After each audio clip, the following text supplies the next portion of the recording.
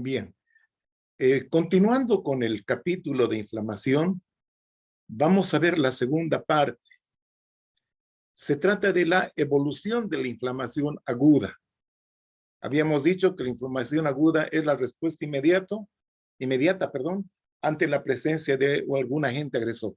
Bueno, ¿qué alternativas de evolución de la inflamación aguda tenemos? Una es la resolución completa. O sea, se restituye completamente la zona de conflicto, la zona de agresión. ¿Ya? Acá no hay cicatrices, no queda prácticamente nada. Una segunda alternativa es curación mediante sustitución por tejido conectivo, o sea, fibrosis o cicatrización. ¿Y esto en qué caso se da? Cuando ha existido una destrucción de tejido bastante grande y la característica es que estos tejidos no regeneran, ¿ya? Por lo tanto, no va a haber una completa restitución de ese tejido muerto, por lo tanto tiene que ser sustituido por tejido fibroso, ¿ya? También puede ser por falla de la reabsorción del exudado fibrinoso. El exudado fibrinoso es un componente de varios tipos de inflamaciones. Es más, casi en todas está presente. Exudado, ya saben de qué se trata. Fibrinoso, porque se parece a la fibrina. No es básicamente el coágulo, ¿no es cierto?, que sirve para la hemostasia, que es uno de los primeros pasos para que se tenga una curación. ¿Ya? La fibrina es importante. Entonces, si esta fibrina no se reabsorbe, tiene que reabsorberse obviamente. Si no se reabsorbe, se organiza. ¿Qué significa organizarse? Significa que sobre ese material fibrinoso llegan nuevos vasitos, ¿sí?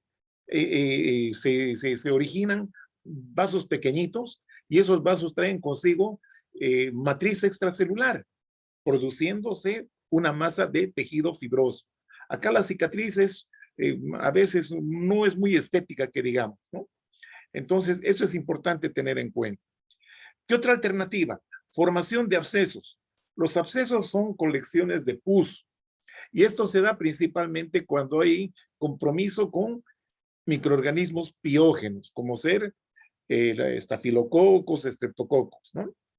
Y luego tenemos la última alternativa que sería la progresión hacia la inflamación crónica. ¿Qué significa esto? Que si no se resuelve, si no hay curación por estos mecanismos que hemos comentado, vamos hacia la inflamación crónica. Bien. Entonces, ¿qué es lo que estamos viendo? Acá tenemos un foco de inflamación aguda, ¿ya? Entonces, ¿qué es lo que ocurre? Sucede que el agente etiológico está eliminado, la causa se elimina, ¿ya? Entonces, si no es muy grande la situación, el compromiso, si no es muy grande, no hay pérdida de tejido, por lo tanto, ahí se resuelve completamente, sin ningún problema, ¿verdad? Pero si es muy grande o el tejido no tiene características de regeneración, entonces va a haber curación por fibrosis, ¿ya? Entonces, pero suele haber situaciones en que el tejido que se ha perdido tiene capacidad de regenerarse. Entonces, acá también puede haber una regeneración. No siempre es, digamos, una cosa como una resolución, ¿no? Hay resabios, ¿no es cierto? Hay, digamos, signos de que ha habido una lesión de base. Bueno, entonces, esto es cuando el agente etiológico ha sido eliminado, la causa ha sido eliminada. Pero ¿qué pasa si la causa continúa, si persiste la causa? Entonces puede haber formación de abscesos, dijimos, que va a dar lugar a producción de pus, eso se llama supuración, y bueno, si continúa, entonces viene acá la inflamación crónica, ¿ya?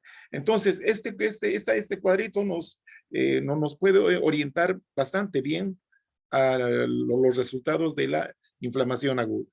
Bien, ¿qué tenemos acá? Aquí está la lesión, ¿sí? La lesión. Esta lesión puede ser de varias causas, ¿no es cierto? Por ejemplo, por un infarto, infecciones bacterianas, toxinas de microorganismos, traumatismos, etcétera. Esto va a causar una lesión y una respuesta inmediata, que es la inflamación aguda. Ustedes se acuerdan, de los cambios que ocurren en la inflamación aguda, cambios vasculares, cambios celulares principalmente, ¿no es cierto? Que se traduce con el reclutamiento de neutrófilos en un principio, ¿sí? Los neutrófilos son los primeros en salir a la palestra. Producción de mediadores químicos de la inflamación. Bueno, todo eso va a dar lugar a un ambiente de inflamación aguda. Bueno, ahora, puede haber resolución siempre que se eliminen los estímulos lesivos, siempre que se hayan eliminado los mediadores y las células de la inflamación aguda, ¿ya? Sustitución de las células lesionadas con las células de la misma especie, ¿ya? Entonces acá se restituye la función.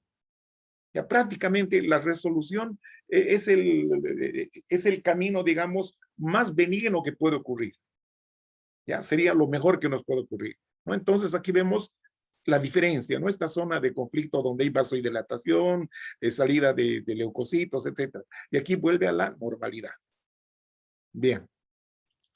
¿Qué puede ocurrir si el agente persiste? ¿No es cierto? O si los virus y si los microorganismos son muy patógenos y la persona, el huésped, no tiene, digamos, las defensas muy bien establecidas. Entonces, ¿acá qué nos da? Formación de pus con necrosis. Miren, necrosis licuefactiva, formación de pus. ¿Va a haber pérdida de tejido? Claro que sí. Esto nos lleva a una cicatrización, fibrosis. Y esto obviamente, como hay depósito de matriz, ¿sí? De matriz, de colágena, ¿sí? Hay pérdida de función, ¿ya? Eso en ese caso.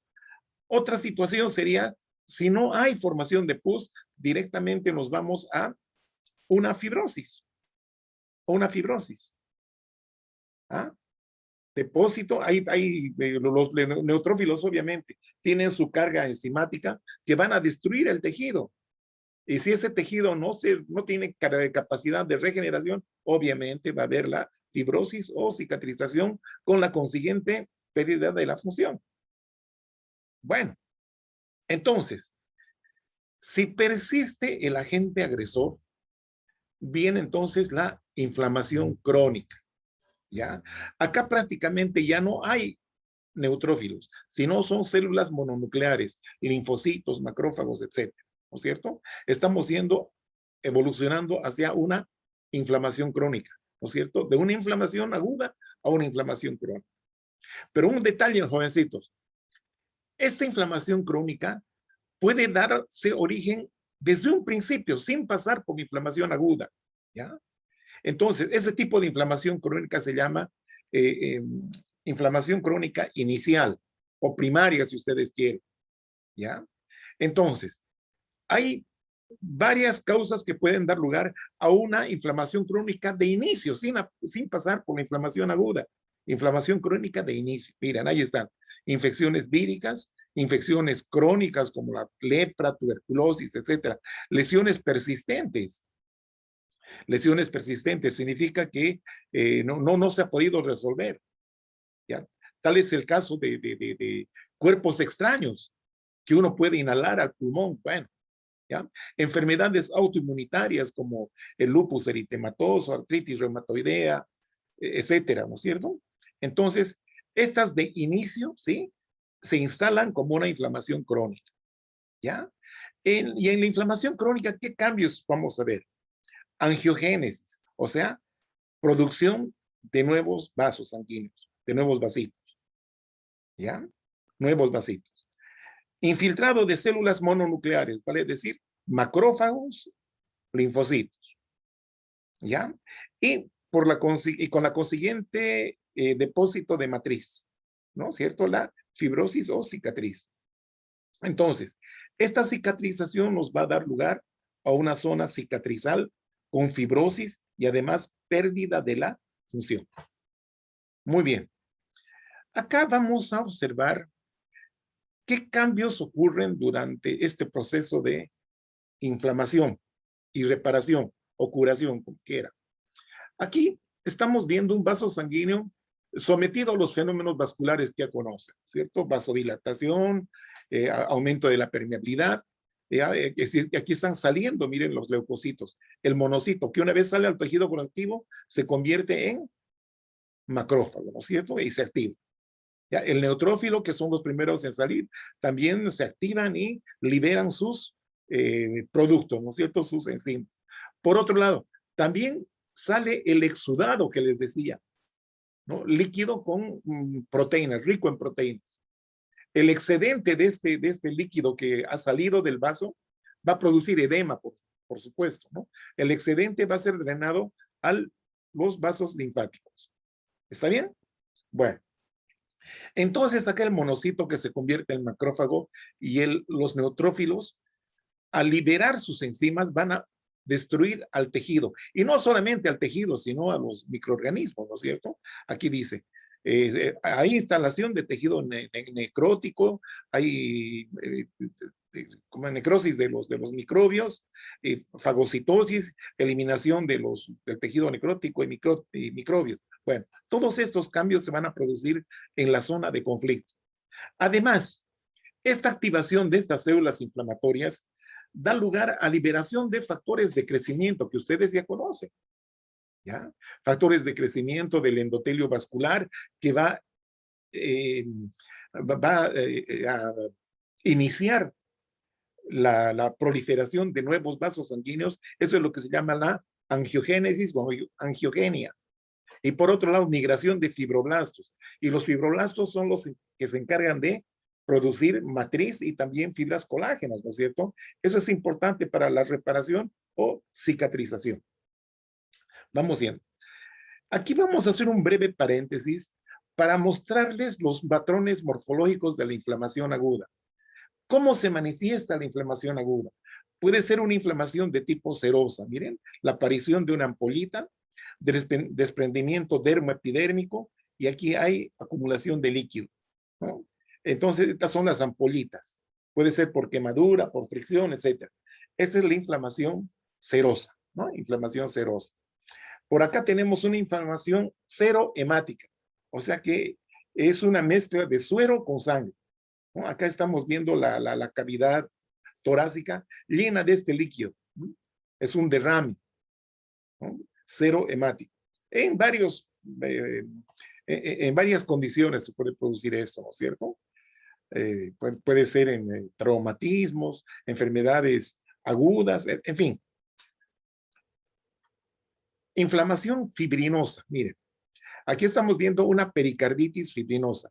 Aquí se ha levantado el pericardio, aquí está el corazón, y en la cavidad pericárdica aparece en este material. Esta es la fibrina, ¿no? Es un material proteináceo muy denso, ¿no? Pues se parece a la leche condensada. ¿Ah? Ahí estamos viendo, miren, cuando se separa el pericardio de acá de la superficie cardíaca, miren, quedan estos filamentos, ¿no? Estos filamentos, como cuando separan un pan con leche condensada, lo separan, quedan estos filamentitos, ¿no es cierto? Estos filamentos. ¿No? Entonces, muchos autores antiguamente a este cambio que ustedes están viendo decían, o lo llamaban el signo del pan con crema de leche, algo así, decían. Bueno, son cosas, ¿no?, que comparan. Bien, ahí tenemos la fibrina. Este es un corte histológico, un vaso muy dilatado, y esta es la fibrina. La fibrina en la superficie está. Pericarditis fibrinosa. Este es el pericardio. Pericarditis fibrinosa. Perfecto. Pericarditis purulenta. Aquí estamos viendo en la cavidad pericárdica también este material purulento, amarillo, verdoso, denso. Pericarditis purulenta. ¿Ah? Ahí estamos viendo también estos abscesos en el pulmón. Estos elementos así oscuros que ven son colonias bacterianas, ¿no es cierto? Entonces, este es un absceso, una colección de pus en pulmón. Inflamación ulcerosa o ulcerativa, esto es la mucosa gástrica. Y aquí vemos una extensa zona de ulceración. Aquí vemos, miren la histología, ¿sí? Pero esta es una úlcera, no es gástrica, es una úlcera a nivel cutáneo, piel. Ahí está, ¿no? El epidermis. Aquí hay la pérdida de sustancia. Esta es una solución de continuidad, también se llama. Este es el fondo de la úlcera, estos son los bordes. Inflamación ulcerativa o ulcerosa. Bien, ahora sí vamos a hablar de la inflamación crónica. ¿Qué características tiene esta inflamación crónica? Es de duración prolongada, puede durar semanas o meses.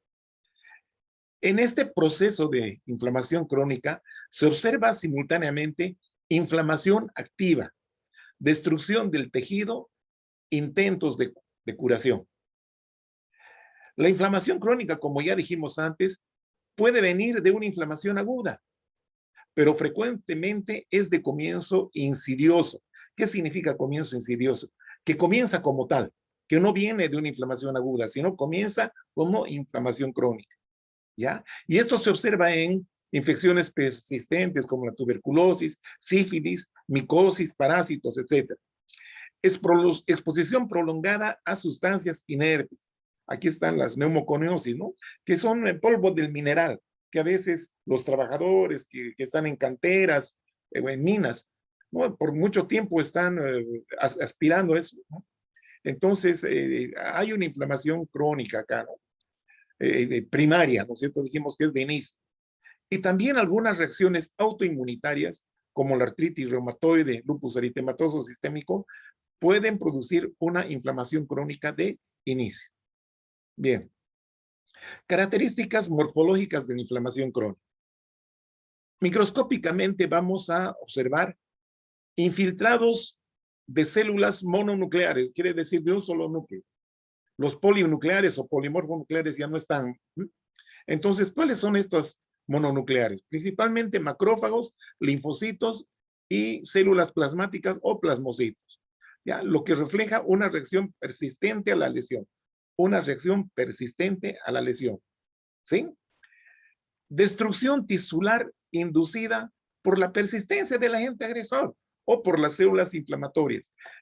O sea, que este agente agresor estimula las células inflamatorias a liberar sus productos, sus enzimas, dando lugar a una destrucción tisular. Y por otro lado, vamos a ver, o dijimos, intentos de reparación por sustitución con tejido conjuntivo conectivo, ¿sí? Esto se refleja con la angiogénesis y la fibrosis. La fibrosis es el depósito, ¿no? Es el depósito de matriz. Bien. Entonces acá tenemos una imagen donde vemos un epitelio. Y aquí debajo vemos el proceso inflamatorio crónico. Miren, estas células grandes de núcleos así medio vesiculosos son los macrófagos, ¿no? Aquí vemos un plasmocito, ¿no? Clarito ahí como una zona clara alrededor del núcleo. Aquí tenemos los linfocitos. Todos son mononucleares. ¿Sí? Hay bastante edema acá, ¿no? Salida de líquido, miren. Este es un material edematoso. Líquido, hay acá líquido. ¿Sí? ¿Ya? Aquí vemos un nódulo fibroso. Esto es en pulmón. Esto es material, polvos inertes, material inerte, ¿sí? Que ha producido esta fibrosis, como un granuloma, pero es un nódulo fibrótico, un nódulo duro, ¿ya? Donde hay material cicatrizal que está tratando de aislar. Miren, estas cositas que ven acá de color blanco, ¿sí? Son partículas de polvo mineral.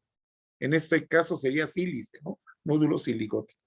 Hay una gran inflamación, bastante inflamación, y bueno, pues aquí se ve algo de pulmón, ¿no?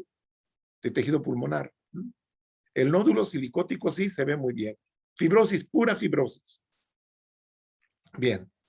Entonces, los macrófagos participan activamente, ¿ya? Y es importante la participación de los microbios. En este caso van a ser, digamos, vamos a hablar de los microbios. Estos microbios, de acuerdo a su situación, pueden estimular a que el macrófago, ¿sí? produzca, produzca cierto tipo de citocinas. Miren, si produce, por ejemplo, el interferón gamma, ¿ya? Entonces, acá se va a estimular la activación por la vía clásica, o M1, vía clásica. Esto lo logra el interferón gamma, ¿sí? Es una citocina, que los microbios han estimulado al macrófago Y este macrófago se está activando mediante la vía clásica, gracias a la producción de interferón gamma. Entonces, este macrófago activado por la vía clásica va a producir una serie de cambios. Por un lado, va a producir especies reactivas del oxígeno, óxido nítrico y enzimas lisosómicas. ¿Y esto qué va a provocar? Acciones microbicidas como fagocitosis y muerte de numerosas bacterias y hongos. Por un lado. Por otro lado, liberación de interleucinas como la interleucina 1, 12, 23, liberación de quimiosinas, que estas van a participar en la inflamación, van a mantener activa a la inflamación. ¿Está bien? Entonces, esto a causa del interferón gamma. Pero, ¿qué pasa si estos microbios permiten que el macrófago produzca otro tipo de interleucinas o citocinas? Acá, por ejemplo, está liberando interleucina 13, interleucina 4. Entonces, este va a estimular, mira que está con positivo, estimula la activación por la vía alternativa. Sí, por la vía alternativa. Esta es la vía clásica, la vía alternativa. Entonces, miren, es negativo para interferón gamma, pero es positiva para estas dos, ¿no es cierto? Lo contrario ocurre aquí. Bueno, entonces, si este se activa por la vía alternativa, por estas interleucinas, ¿sí? Esta va a liberar una serie de sustancias como factores de crecimiento tipo factor de crecimiento transformador beta, que participa en la reparación de tejidos y fibrosis. Y por otro lado, va a producir interleucina 10 y factor de crecimiento transformador beta, que tienen efectos antiinflamatorios. Bueno, entonces, cuando hay microbios, verán ustedes que los macrófagos se activan por ambas vías. No es una vía exclusiva y otra no, las dos, pero el resultado de esta activación por la vía clásica o alternativa tiene distintos resultados, vean ustedes.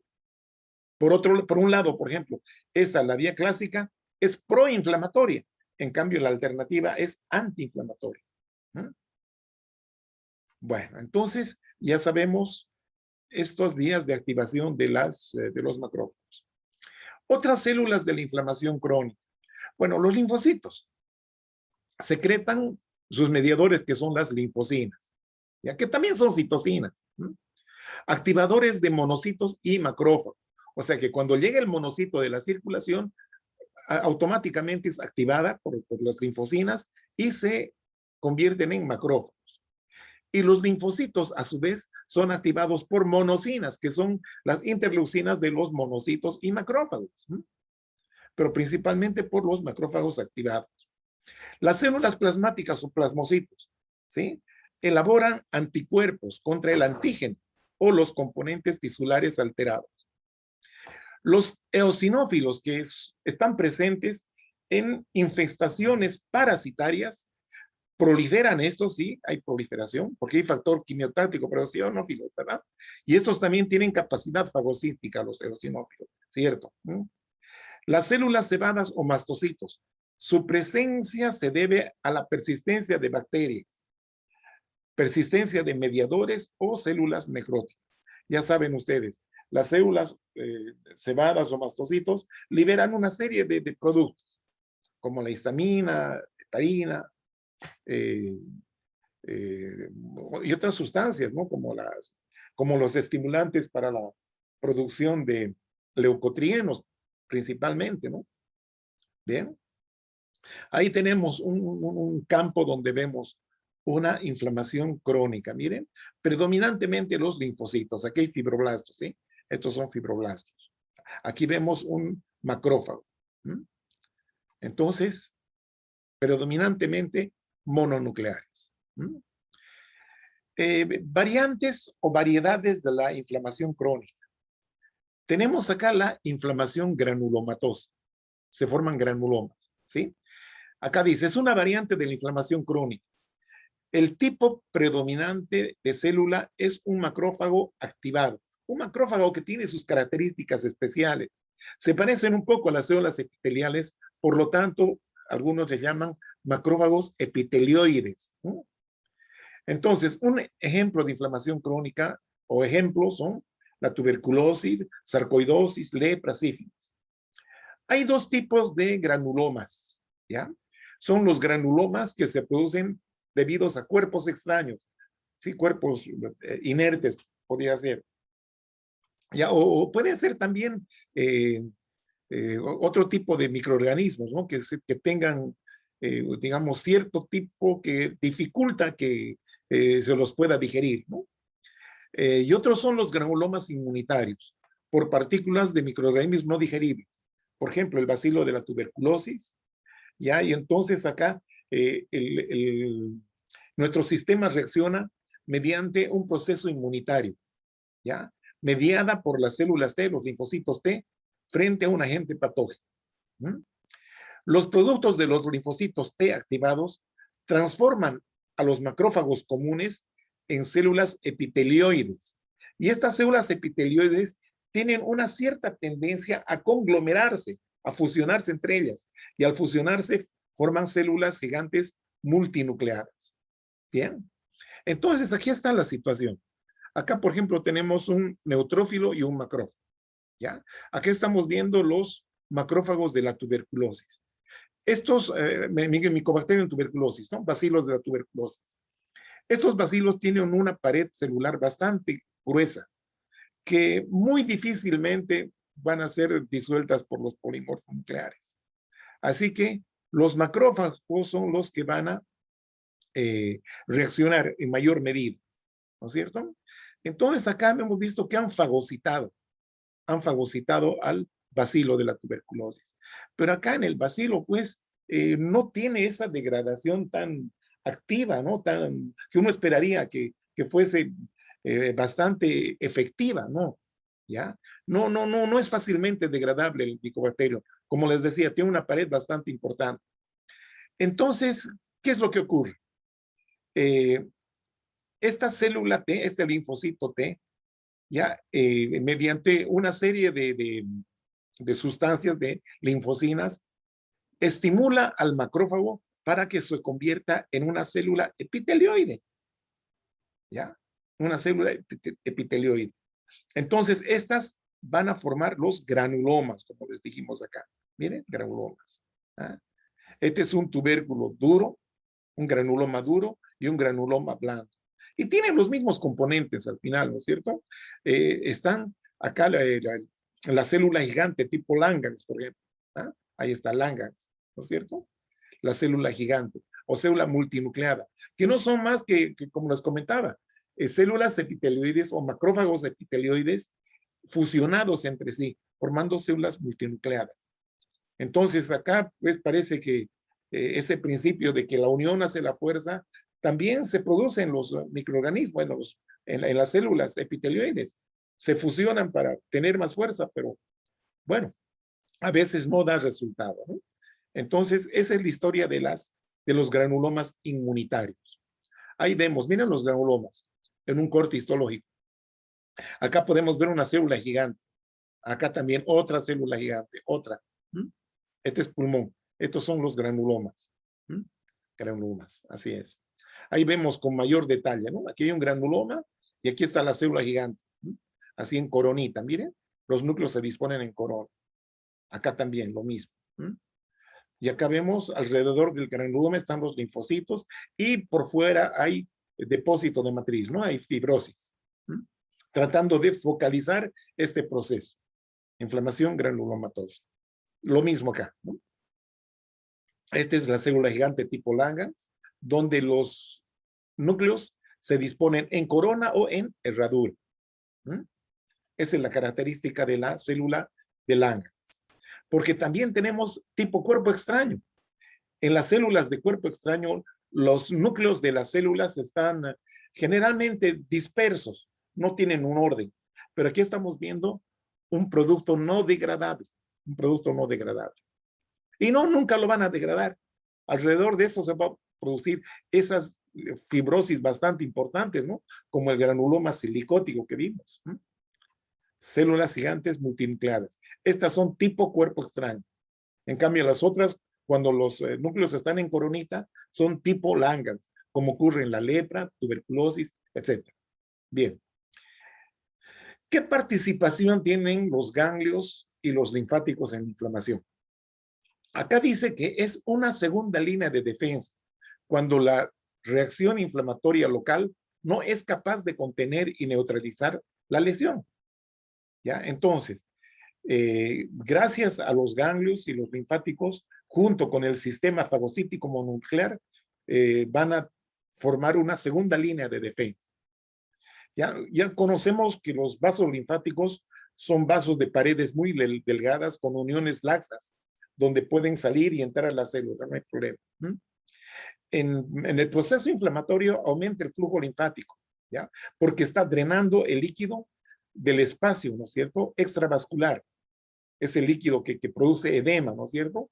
Y no solamente líquido, también exudados y fracciones de células, ¿no? Que son los detritos celulares. Células fragmentadas, células necróticas del proceso inflamatorio.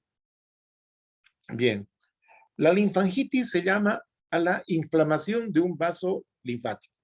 Esa es la linfangitis. Y la linfadenitis es la inflamación de un ganglio linfático. Se llama así linfadenitis porque aumenta el tamaño del ganglio linfático. Y esto se debe a la hiperplasia de los folículos linfoides. Hiperplasia de folículos linfoides. Porque, bueno, hay los macrófagos y hay otro tipo de células que están en el ganglio, sobre todo en la corteza del ganglio linfático, que proliferan, ¿no es cierto? Entonces, el ganglio se agranda, ¿sí? Eso se llama linfadenitis o linfadenopatía también se llama. Bueno, sirve. Y aquí entramos al proceso de reparación. Renovación de células dañadas o muertas mediante dos mecanismos. La regeneración. Esto en caso de que el daño no haya sido muy profundo, no haya sido muy severo. Entonces acá se produce sustitución por células de la misma clase, del mismo tipo. La regeneración. ¿Ya? Generalmente acá no hay, no hay un daño posterior, ¿no es cierto? Como ocurre, por ejemplo, en esta segunda situación, la fibroplasia o fibrosis o cicatrización. Aquí entonces el tejido dañado es sustituido por tejido conectivo, ¿no? Por una cicatriz. Entonces, ambos procesos dependen del crecimiento y diferenciación celular y también integración con los factores del control del crecimiento celular. ¿Ya? Es importante entonces la participación de los factores del crecimiento celular. Bien. Entonces, ¿dónde se producen estos factores de crecimiento? Son varias las células, ¿no? Que producen eso, que vamos a ver enseguida. Entonces, ¿cómo es este mecanismo de control del crecimiento celular? Acá tenemos las células que pueden ser una célula endotelial, ¿por qué no? Bueno, entonces viene el factor de crecimiento y acá tenemos el receptor, ¿sí? El receptor. Se unen el factor de crecimiento y su receptor y desencadenan una serie de señales, enzimas señaladoras, que llegan hasta el núcleo, donde se liberan los factores de transcripción. Esto hace que la cromatina se extienda, ¿ya? Y puedan ser expresados los genes, estos genes que codifican otros factores de crecimiento, que vamos a ver pronto. Entonces, esto es importante. Factores de transcripción que hacen que la cromatina, el ADN, se estire, ¿ya? Se estire, para que expresen a los genes, estos genes que codifican la producción de otros factores de crecimiento justamente para la reparación. ¿Ya? Entonces, estos genes que codifican factores de crecimiento se llaman protooncogenes, así se llaman, protooncogenes. ¿Ya? Perfecto. No se olviden este nombrecito, protooncogenes, porque cuando nos toque llevar la parte de neoplasia, vamos a ver otro tipo de estos genes, que son los oncogenes, ¿ya? que son genes que han mutado, ¿sí? Han mutado, están alterados. Bueno, entonces, ¿cuáles son los factores de crecimiento más importantes? Tenemos el factor de crecimiento epidérmico, ya que son producidos por plaquetas, macrófagos, y están presentes en saliva, orina, leche y plasma. ¿Mm? ¿Cuál es su acción? Mitógeno para queratinocitos, o sea que estimula la proliferación de queratinocitos, que son las células del epidermis, ¿no es cierto? También estimula a la proliferación de fibroblastos. Estimula la migración de los queratinocitos, en caso que se haya producido un daño, ¿no? Un daño a nivel del tejido, de la piel, por ejemplo, ¿no? Y también estimula la formación de tejido de granulación. El tejido de granulación es un tejido bastante suave, muy rico en vasos sanguíneos, en pequeños vasos sanguíneos. Y es muy edematoso, obviamente. Bien. Otro factor de crecimiento es el factor de crecimiento transformador alfa, ¿no? Producido por macrófagos, linfocitos T, queratinocitos y células de otros tejidos. Tiene una función similar al factor de crecimiento epidérmico, ¿sí? Pero también, además, estimula la división celular de hepatocitos y otras células epiteliales, ¿ya? Tenemos el factor de crecimiento del endotelio vascular, ¿sí? Entonces, este factor de crecimiento es producido por células mesenquimales, o sea, células bastante básicas, ¿no es cierto? Este factor de crecimiento aumenta la permeabilidad vascular y es mitógeno, o sea, permite la división de células endoteliales. Por eso, que es muy importante la participación de este factor de crecimiento para la angiogénesis, ¿no? ¿Ya? Porque estas células endoteliales son las que van a dar lugar a la formación de nuevos vasos. ¿Ya? La angiogénesis, así es. Otro factor de crecimiento es el derivado de plaquetas. ¿Mm? Es quimiotáctico, o sea, atrayente para los polimorfonucleares, macrófagos, fibroblastos y miocitos lisos, o sea, fibras musculares lisas. Activa a los polimorfonucleares, también así a los macrófagos y fibroblastos. Es mitógeno para los fibroblastos, células endoteliales y miocitos lisos. O sea que es muy importante para la reparación, la participación de este factor de crecimiento, ¿sí? Estimula además la producción de metaloproteasas de la matriz extracelular, ¿no? Metaloproteasas. Además también estimula la producción de fibronectina y ácido hialurónico, ¿no es cierto? Esto es importante para la matriz, ¿no? Para el depósito de matriz. También estimula la angiogénesis, la contracción de la herida, ¿ya? Porque esta fibronectina y los demás componentes de la cicatriz tienden a retraerse en algún momento. Entonces, estimula la contracción de la herida y el remodelado, obviamente, de la cicatriz. Es un anticoagulante, inhibe la agregación plaquetaria y también regula la expresión de las integrinas. ¿Se acuerdan ustedes? Las integrinas, ¿no? Que son moléculas de adhesión celular, ¿no es cierto? Las integrinas. Leucocito endotelio, no se olvide. Otro factor de crecimiento es el factor de crecimiento de los fibroblastos, producido por macrófagos, mastocitos, linfocitos T, células endoteliales, fibroblastos y células de otros tejidos. ¿Mm? Quimiotáctico para los fibroblastos, o sea, va a producir una agregación de fibroblastos. ¿Mm? Eso es. Mitógeno para fibroblastos y queratinocitos también, ¿no? Estimula la migración de queratinocitos. ¿Ah? Migración de queratinocitos. Estimula la angiogénesis, la contracción de la herida y el depósito de matriz extracelular, se supone. Bien. Otro factor de crecimiento es el transformador beta, producido por plaquetas, macrófagos, células endoteliales y linfocitos. Este factor tiene un carácter inhibidor de la mayoría de las células epiteliales, inhibe. Los otros son, digamos, estimulan el crecimiento, ¿no es cierto? Son mitógenos, etcétera. Este es inhibidor. Por lo general es inhibidor.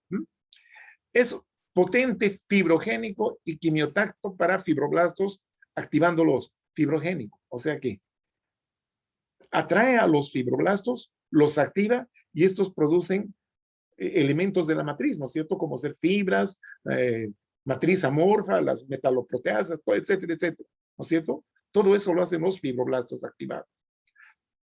Inhibe la degradación del colágeno, ¿ya? Inhibe. O sea que no permite la remodelación de la herida. Regula la expresión de integrina y otras citocinas. Ya saben que es la integrina y otras citocinas de menos importancia. Bien. Entonces, vamos a ver cómo se produce el crecimiento. ¿Ya? Aquí tenemos la membrana celular de una célula y la membrana celular de otra célula. Esta célula ha liberado factores de crecimiento. ¿Está bien? Aquí esta otra célula, que es la célula receptora, ¿sí? Tiene su receptor específico para este factor de crecimiento. Perfecto. Aquí se ha producido la unión del ligando, que sería el factor de crecimiento, y el receptor, donde desencadena una serie de reacciones enzimáticas. Entonces aquí se produce una serie de señales que son transmitidas por enzimas o proteínas intracitoplasmáticas hasta finalmente llegar a los factores de transcripción, ¿sí?, del ADN. ¿Ya? ADN. Estos permiten que el ADN se estire, ¿no? Se estire, ¿ah?, para que se expresen los genes, para que se expresen los genes. Y de esta manera, ese gen que está expresado, viene el RNA para copiar los códigos, ¿ya? Y ese RNA va a ir hasta el retículo endoplásmico para que se sinteticen las consiguientes proteínas o factores de crecimiento. Entonces, esta es la ruta estimuladora. ¿Ah? Entonces, eso es lo que queremos acá, ¿no es cierto? Que el factor de crecimiento exprese a los protooncogenes, que son los encargados de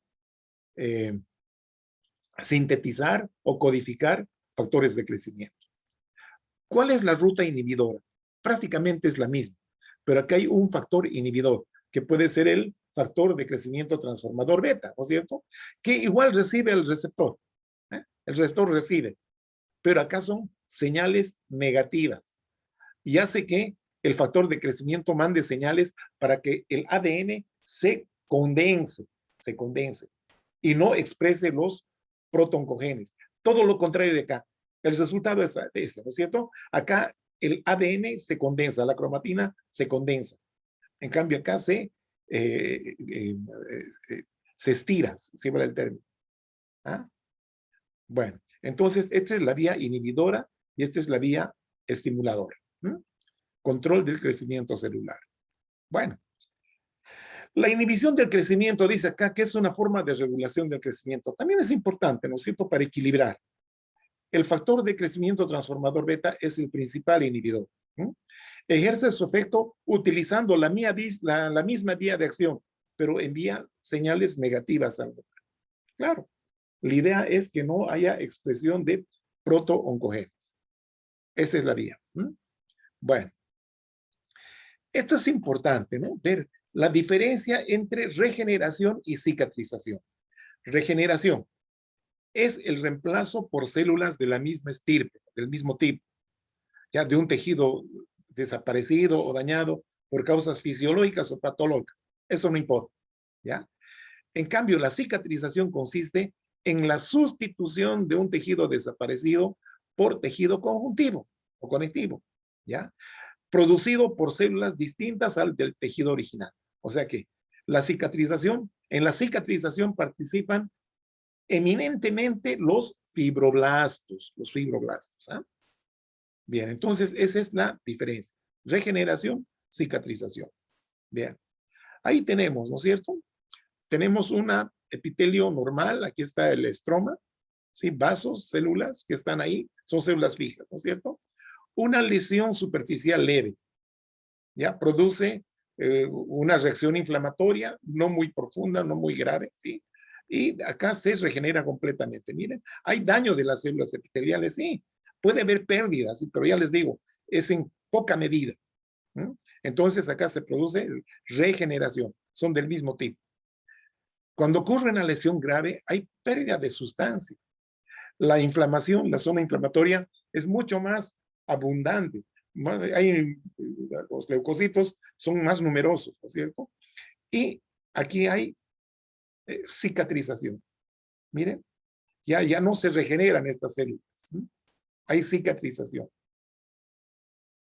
¿Ya? Entonces, regeneración, cicatrización. Perfecto.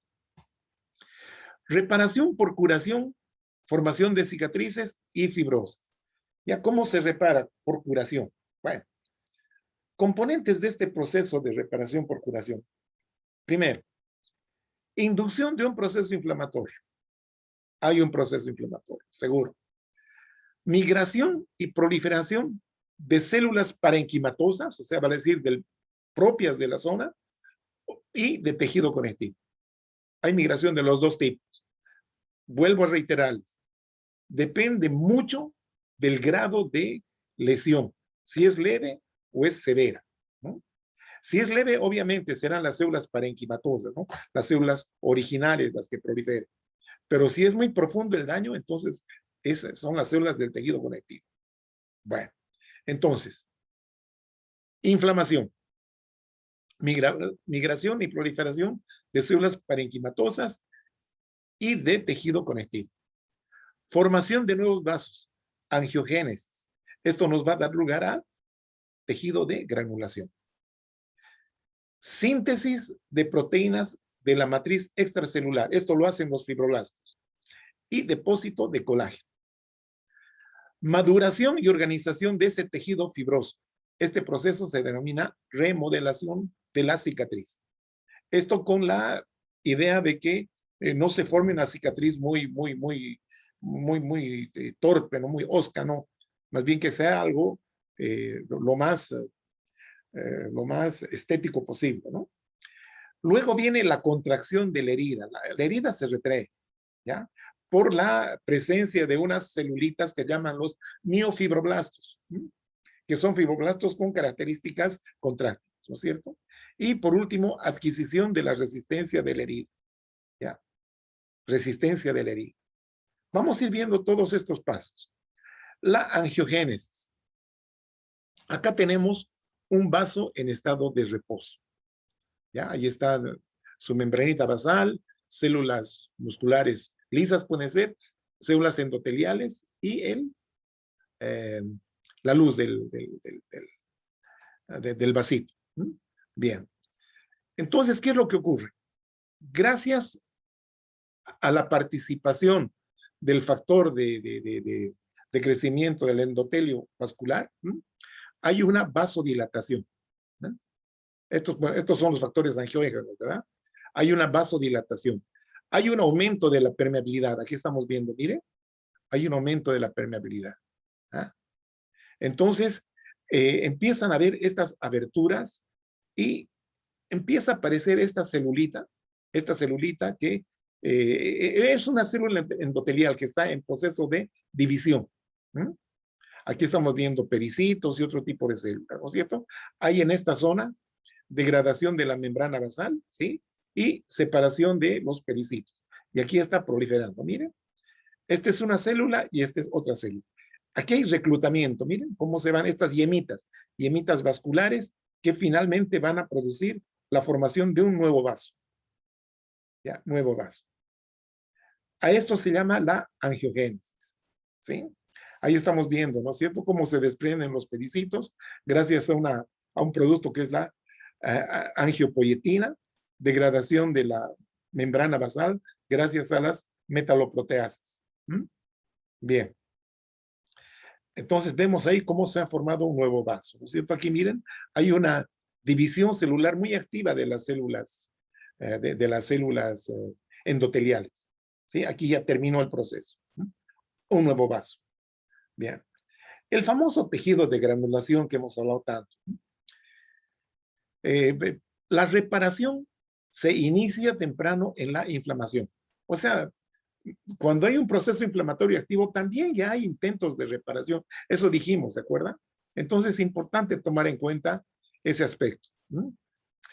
Acá existe proliferación de fibroblastos y células endoteliales que van a originar el tejido de granulación, fundamentalmente, que es fundamental en la reparación. Es de aspecto rosado, blando, granular y se encuentra en la superficie de la herida. Estos vasos neoformados dejan pasar proteínas y hematíes hacia el espacio extravascular, o sea que sus células endoteliales no están muy unidas entre sí. Por lo tanto, hay estos espacios que van a permitir extravasación de material, ¿sí? Del espacio intravascular hacia el espacio extravascular. Por lo que el tejido de granulación nuevo es edematoso. Un factor de crecimiento, que es este factor de crecimiento del fibroblasto 2, elaborado por los macrófagos activados, es el principal inductor de la angiogénesis. Es el principal inductor de la angiogénesis. Muy bien. Ahí tenemos, miren, ahí tenemos piel y esta es la herida. Este es el tejido de granulación. Aquí están los bordes de la herida. ¿Ya? Obviamente es una herida bastante amplia, bastante grave, ¿no? Donde seguramente acá va a quedar una zona cicatrizal, seguro. Pero aquí yo les estoy mostrando el tejido de granulación. Es rosado, decían, tiene una serie de puntitos que son vasitos nuevos, ¿no? Que están apareciendo. Edematoso, así es. Ahí tenemos la histología. Miren, hematíes extravasados, muchas células inflamatorias, fibroblastos que están llegando, ¿sí? Bastante edema. Miren, estos espacios claros son líquidos, vasos muy dilatados, ¿no? Y estos son vasitos, miren, pequeñitos vasitos, nuevos. ¿Ah?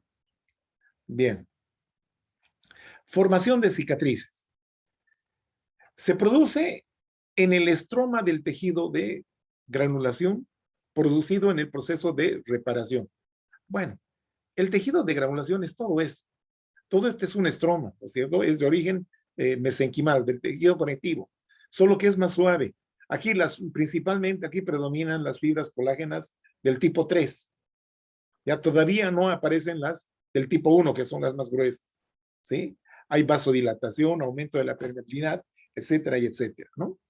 Bien, entonces, lo que vamos a ver acá, luego de que se ha establecido el tejido de granulación, viene la migración, o sea, llegada y proliferación de los fibroblastos. Salida de proteínas plasmáticas del tipo fibronectina, fibrinol. Y luego se produce depósito de matriz extracelular, la MEC, principalmente colágeno tipo 1. ¿Ya? Eso ya, digamos, en etapas posteriores. Al principio no hay mucha fibra, es más matriz amorfa, ¿ya? Pero después ya aparecen los elementos fibrilares. Ahí estamos viendo, miren, dos etapas. Acá, por ejemplo, vasos muy dilatados. Aquí el estroma es bastante laxo, hay mucho líquido. Es más matriz amorfa que otra cosa. En esta etapa un poquito posterior, ya empiezan a aparecer fibras, miren, sobre todo alrededor de los vasitos, de este tejido de granulación. Ya empieza, ya se está formando así la cicatriz. Hay cantidad de fibroblastos. Estas celulitas así, fusiformes, alargaditas, son fibroblastos que han llegado y están proliferando gracias al estímulo de los factores de crecimiento, ¿no es cierto? Ya, aquí vemos depósito de matriz y es más rosadita, más densa, miren. Ahí se produce, ¿no? Depósito de matriz. Ahí están las células inflamatorias, fibroblastos, etcétera, etcétera. Depósito de matriz.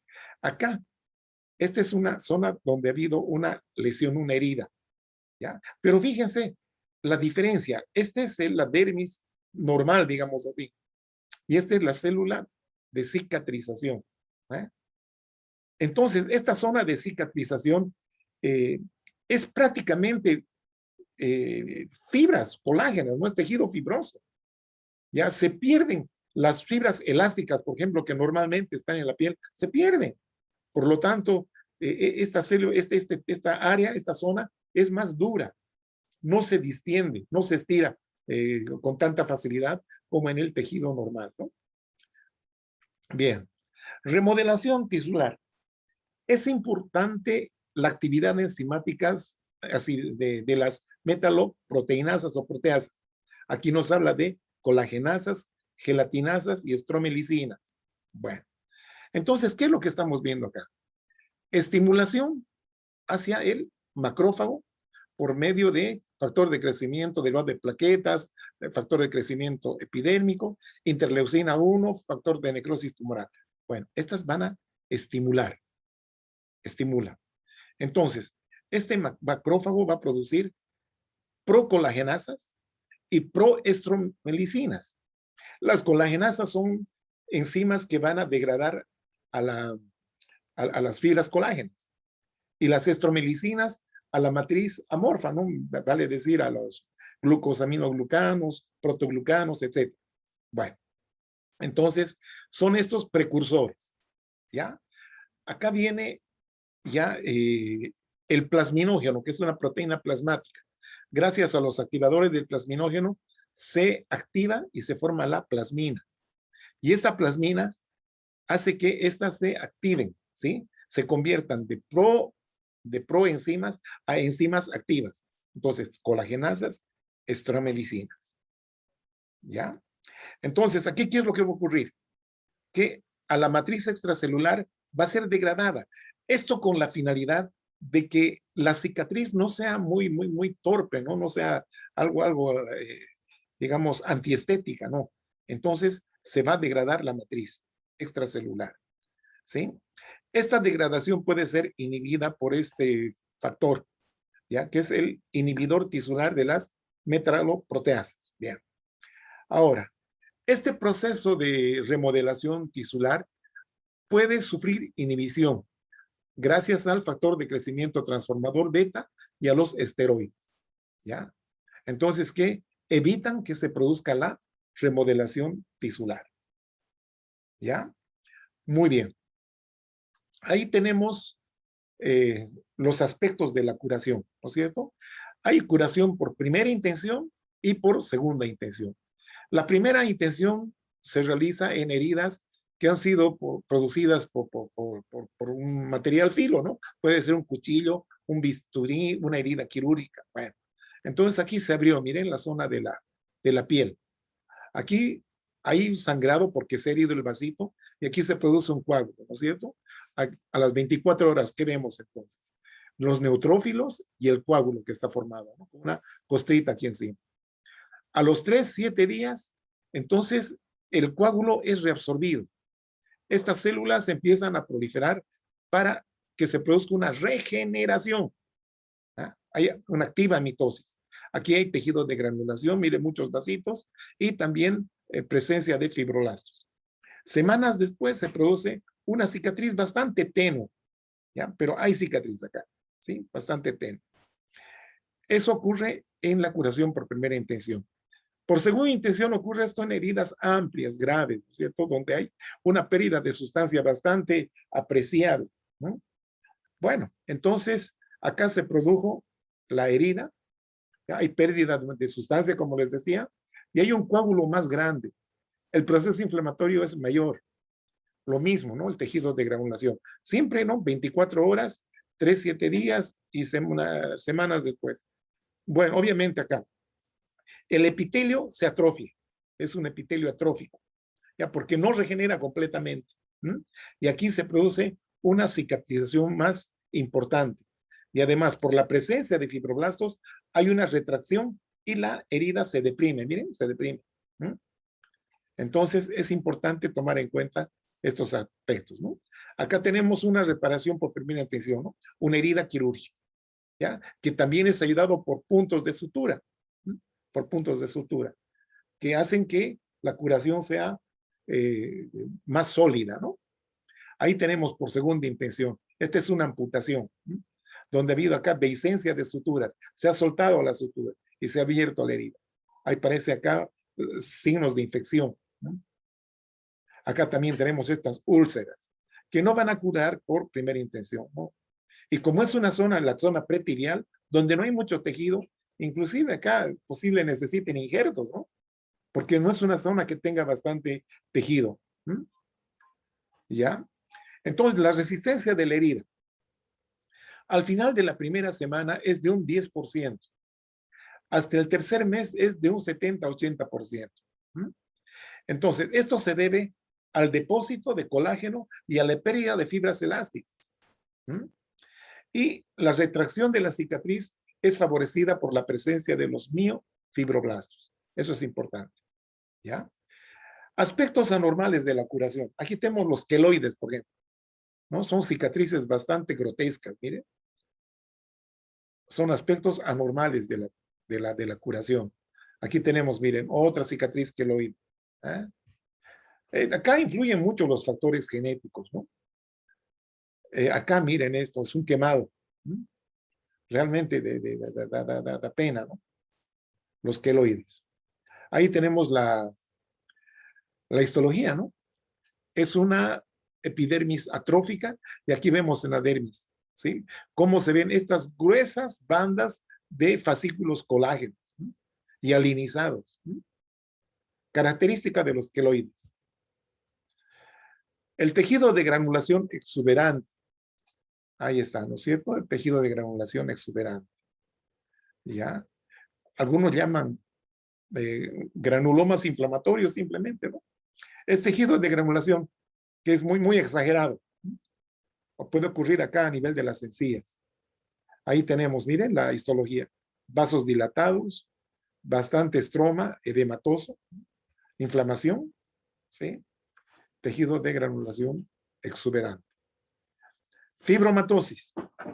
Aquí tenemos la fibromatosis plantar, ¿ya? Donde hay, esto se caracteriza, estas fibromatosis se caracterizan porque hay gran cantidad de fibroblastos. ¿No? Y a veces estas fibromatosis suelen ser tan agresivas que, miren, están reemplazando el tejido muscular en esta zona. Aquí vemos algunas fibras musculares esqueléticas prácticamente ahogadas en esta proliferación de tejido fibroso.